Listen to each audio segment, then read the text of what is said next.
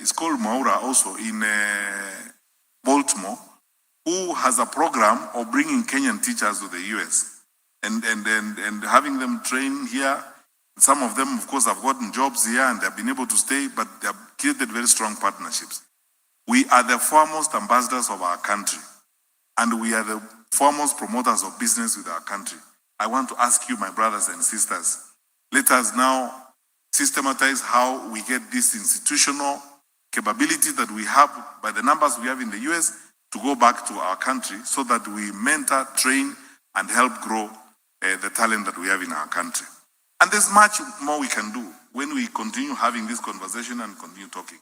In the next 8 months or 10 months, I'm going to spend time now at home having conversations, listening to Kenyans like I've listened to all of you since last night, and I've listened to Kenyans in Texas, I've listened to Kenyans in DMV, on what you would like us to do together. I am inviting you all to be part of all of us who are forming a community of believers in transforming our country, so that we work together to transform our country. The challenges we face, a good number of them are man-made.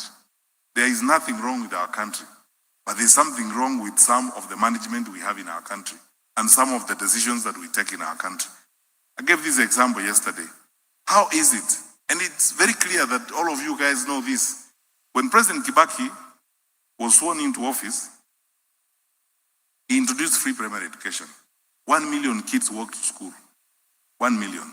In fact, you have seen the clips doing rounds where President Clinton says that if there is one person he wished to meet that time, it was President Kibaki.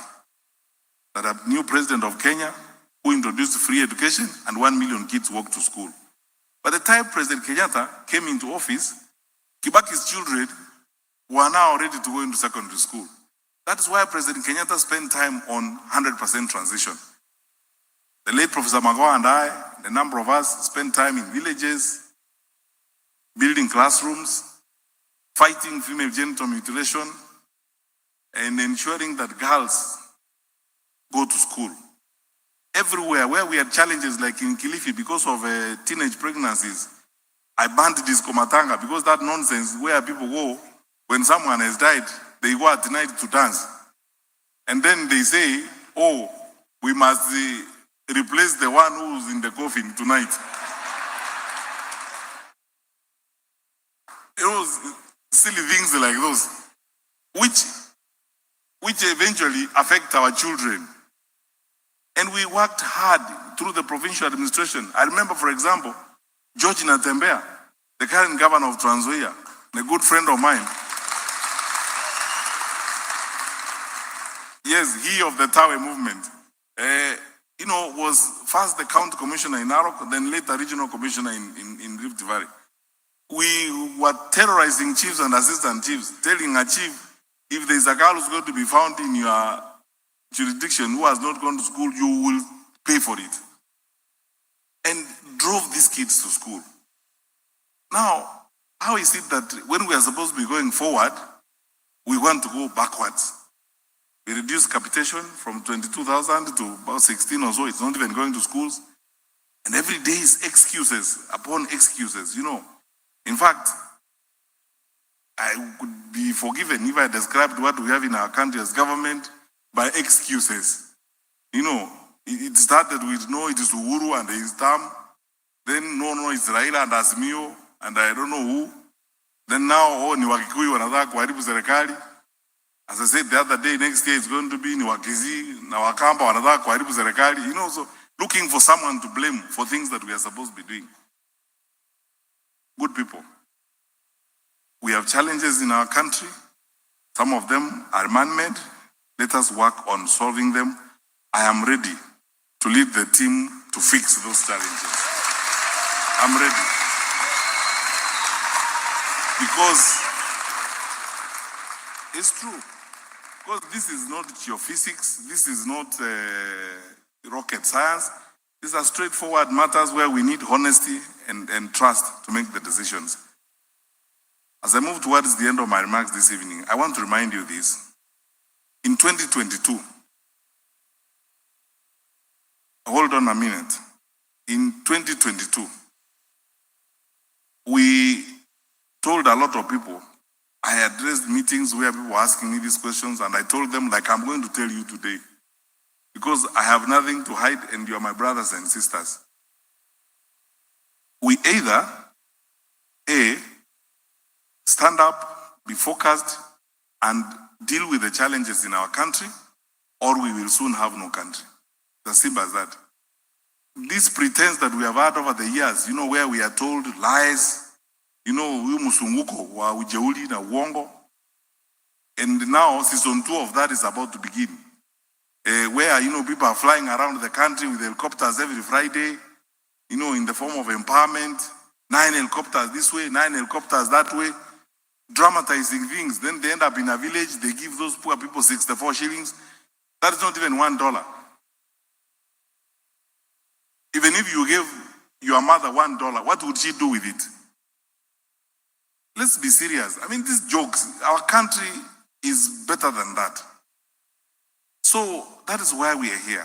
And I promise that working together, all of us, we will fix these challenges, bring about integrity to the management of public affairs, and also create trust. Kenyans are looking for a government they can trust. That a government that will tell you something you can take to the bank. Not a government that you are not sure what they tell you is going to work or not. Finally, some of our public servants, and a good number of you have been in the public service before. We have some of the most hardworking public service, very professional, highly competent. I know it. I have worked with the public service before. I've given this example. For the entire time I was in cabinet, I worked with about 13 or so PSS. I mean, top-notch, smart people. Some of them Harvard, were McKinsey consultants and so on. Smart people.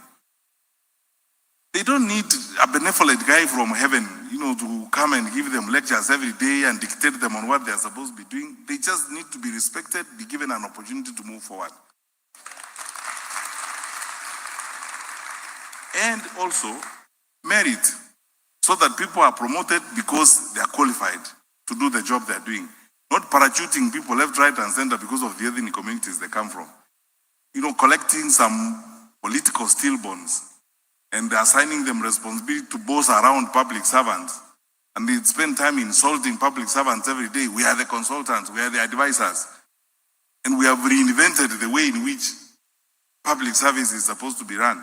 Yet, actually, public service is what holds our country together, as it were. So, my friends, when you look at the pay slips of the public service because of a taxation and so on, even self-esteem is lost. Morale is gone. How will they deliver? We will fix this and return the morale of the public servants to work. We will respect public service and public servants and listen to them when they advise us on what we need to do. So, lastly, you've heard all these stories that you will hear from politicians. When our country is going through challenges such as we are going, some of them crazily man-made, as I said. We're importing rice. Where farmers have got rice in the stores. You will wake up tomorrow morning, these same fellows will go to Western Kenya or someplace there, and they will expect people to be singing and dancing for them. Cane farmers who have not been paid for decades, they are importing sugar. The factories are closed. Let's be honest about our country. Let us be very serious about the affairs of our country. And that is why my colleagues and I are engaged in this constant conversation. And I know that maybe before the end of the year or early next year, another one of my colleagues will come here and meet with you and continue this conversation.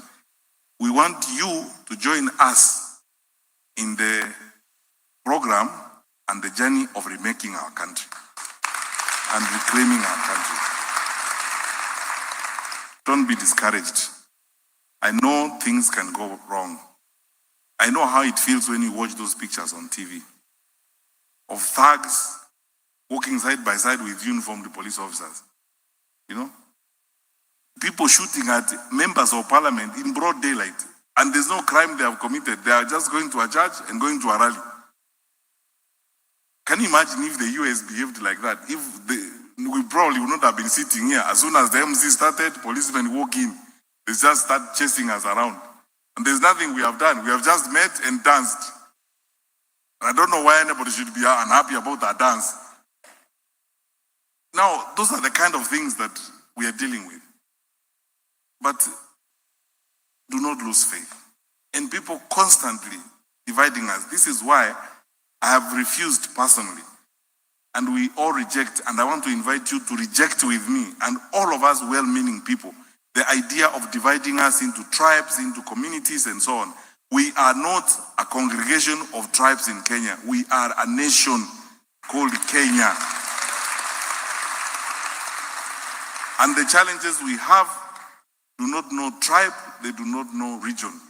People have challenges in Siaya, in Kisumu, in Kericho, and all over the place. So when people are raising these issues, they're not raising them because of their ethnic background. They're raising genuine, serious issues that we need to work on. I promise you that I am ready to make my contribution. I am ready to lead a team that will work on remaking our country and fixing our challenges. And I promise you, I'll keep my word. Hold me to account. Ask questions.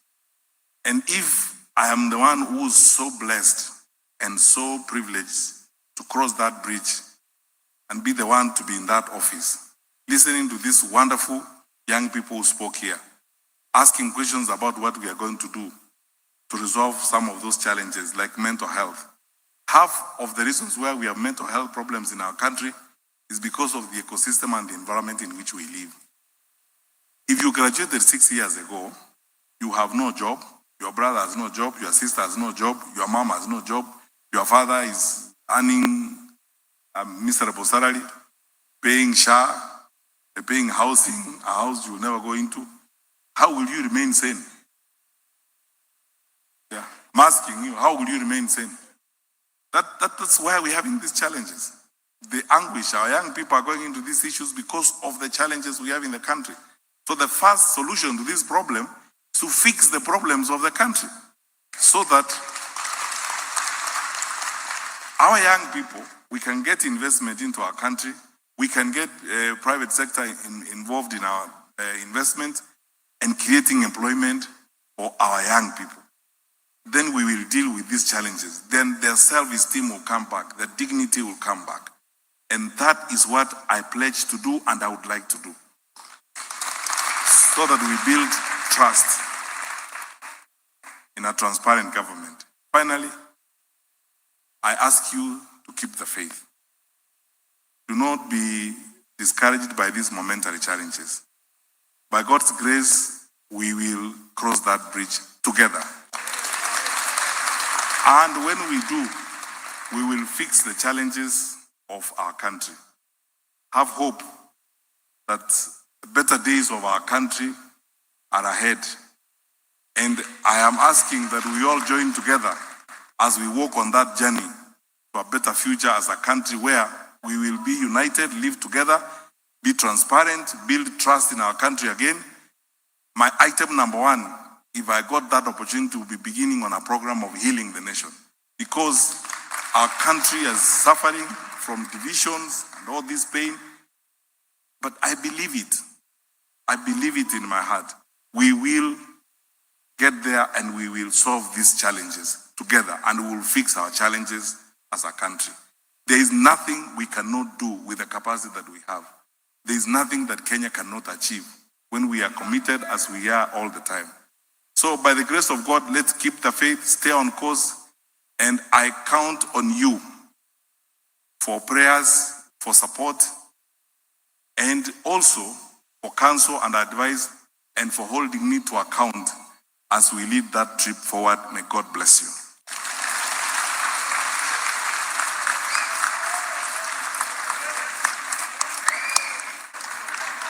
Formerly Matiang'I.